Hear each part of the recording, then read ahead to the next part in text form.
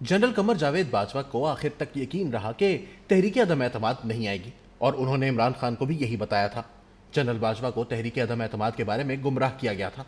General Bajwa जिन channels के जरिए PDM के साथ बातचीत कर रहे थे, उस चैनल को पीडीएम वाले गलत बता रहे थे कि तहरीक अदम एतमाद नहीं ला रहे क्योंकि हमारे पास बंदे पूरे नहीं हैं। उस वक्त की अपोजिशन और मौजूदा हुकूमती इत्तेहाद में शामिल सियासतदान जानबूझकर जनरल बाजवा को गुमराह कर रहे थे और इसी वजह से बाजवा साहब आखिर तक गलतफहमी में रहे। ये कहना है सीनियर सहाफी हामिद मीर का। जियो न्यूज के प्रोग्राम में गुफ्तगू करते हुए हामिद मीर ने बताया कि जिस दिन शहबाज शरीफ, आसिफ जरदारी और मौलाना फजलुर रहमान ने प्रेस कॉन्फ्रेंस करके ये फैसला सुनाया कि हम तहरीक अदम एतमाद लेकर आ रहे हैं, इसके बाद अफरा तफरी पैदा हो गई कि ये कैसे हो सकता है। हमेदारों के बहुत सारे लोगों के तबादले कर दिए गए कि तुमने हमें इस बारे में बताया क्यों नहीं। पीडीएम का ये बहुत खुफिया और कामयाब ऑपरेशन था। तहरीक अदम एतमाद जब पेश हो गई तो जनरल बाजवा को यह मुश्किल पेश आई कि तब तक फौज 3 कोर कमांडर्स कॉन्फ्रेंसेस में बहस मुबाहिसे के बाद उसूली फैसला कर चुकी थी कि वो सियासत में मुदाखलत नहीं करेगी। तो अब जनरल बाजवा खुफिया एजेंसियों को तहरीक अदम एतमाद नाकाम बनाने के लिए नहीं कह सकते थे। चुनाचे उन्होंने जाती हैसियत में फौज के इदारे को बाईपास करते हुए, यानी फौज से बाहर ही बाहर अपने रखे हुए लोगों के जरिए से एमक्यूएम से राब्ता किया। बलोचिस्तान अवामी पार्टी को कहा कि इमरान खान का साथ ना छोड़ो। हामिद मीर ने बताया कि बलोचिस्तान अवामी पार्टी के रहनुमाओं को अगवा करने की धमकियां भी दी गईं, जिनकी तफसील भी किसी वक्त सामने लाऊंगा। परवेज इलाही ने जिस तरह शहबाज शरीफ के साथ कमिटमेंट कर ली थी, तो ये भी जनरल बाजवा के लिए बहुत बड़ा सरप्राइज था।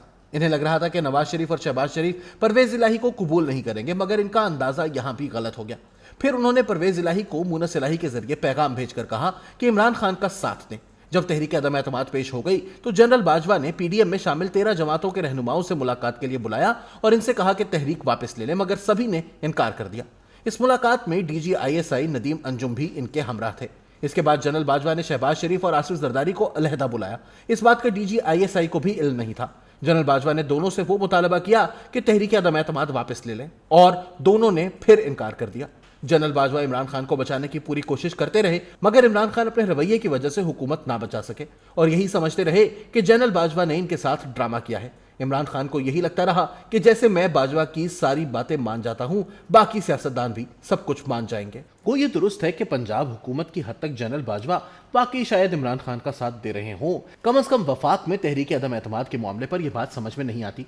खुद हामिद मीर उस जमाने में डीडब्ल्यू के लिए लिखे अपने मजामीन में बताते रहे हैं कि उस वक्त की अपोजिशन के पास नंबर्स पूरे थे और किसी भी वक्त इमरान खान के खिलाफ तहरीक अदम एतमाद आ सकती थी।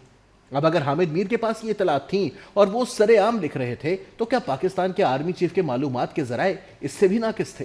बाद के वाकयात अलबत्ता ये जरूर साबित करते हैं कि उस वक्त की एस्टैब्लिशमेंट ने ना सिर्फ पंजाब में पीटीआई के साथ परवेज इलाही को जोड़े रखा, बल्कि अदालतों से जिस किस्म के फैसले आते रहे वो भी वाज़ेह करते हैं कि खुद को न्यूट्रल कहने वाले हकीकतन न्यूट्रल नहीं थे।